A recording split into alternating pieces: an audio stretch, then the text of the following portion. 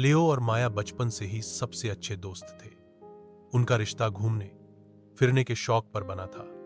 एक ऐसी आदत जिसने उन्हें अनगिनत रोमांच दिए, कंबल के किले बनाने से लेकर पार्क में सबसे ऊंचे चढ़ाई वाले ढांचों पर चढ़ने तक। अब अपनी 20 साल की उम्र में उनके रोमांच बदल गए थे, लेकिन भावना वही थी। एक आलसी शनिवार को वे खुद को एक पुरानी धूल भरी किताबों की दुकान पर पाए, जहां हवा में पुरानी कागज और भूली हुई कहानियों की महक भरी थी।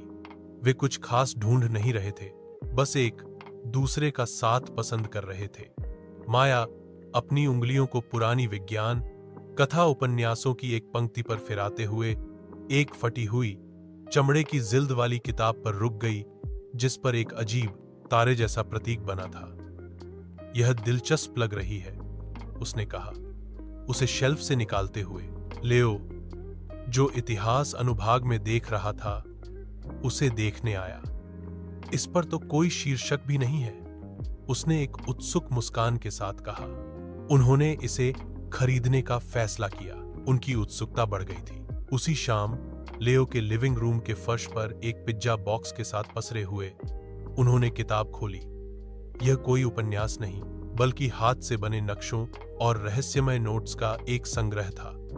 हर नक्शा एक पहेली था, जो उनके शहर के चारों ओर के स्थानों का संकेत दे रहा था, लेकिन एक काल्पनिक मोड़ के साथ। एक नक्शा उनके स्थानीय पार्क को दिखा रहा था, लेकिन उसे द व्हिस्परिंग वुड्स, फुसफुसाते हुए जंगल का नाम दिया गया था, जिसमें एक बिंदीदार रेखा एक स्लीपिंग जायंट, सोए हुए राक्षस की ओर जा रही थी। माया ने रेखाओं को उंगली से छुआ। उसी शाम लेओ के लिविंग रूम के फर्श पर एक पिज्जा बॉक्स के साथ पसरे हुए उन्होंने किताब खोली। यह कोई उपन्यास नहीं, बल्कि हाथ से बने नक्शों और रहस्यमय नोट्स का एक संग्रह था।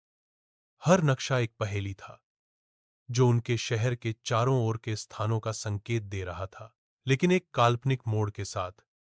एक नक्शा उनके स्थानीय पार्क को दिखा रहा था, लेकिन उसे द व्हिस्परिंग वुड्स, फुसफुसाते हुए जंगल का नाम दिया गया था, जिसमें एक बिंदीदार रेखा एक स्लीपिंग जायंट, सोए हुए राक्षस की ओर जा रही थी। यह क्या हो सकता है? माया ने अपनी उंगली से लाइनों का पता लगाते हुए पूछा। मुझे नहीं पता, लियो ने जवाब दिया। उसकी आंखों में उत्साह की चमक थी।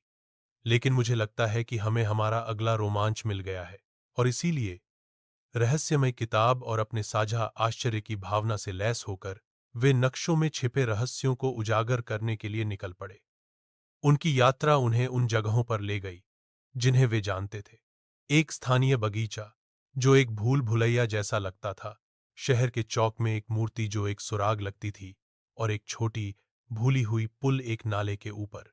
हर सुलझी हुई पहेली के साथ उन्हें सोने या गहनों का खजाना नहीं मिला, बल्कि अपने आसपास की दुनिया के लिए एक गहरी सराहना और एक साथ इसे खोजने का सरल आनंद मिला। किताब छिपे हुए खजाने की मार्गदर्शिका नहीं थी, बल्कि एक याद दिलाती थी कि सबसे बड़ा रोमांच वही होता है जो आप उन लोगों के साथ बनाते हैं जिन्हें आप प्यार करते हैं। Hello, friends! Don't forget to subscribe to Little India Tales for more amazing stories.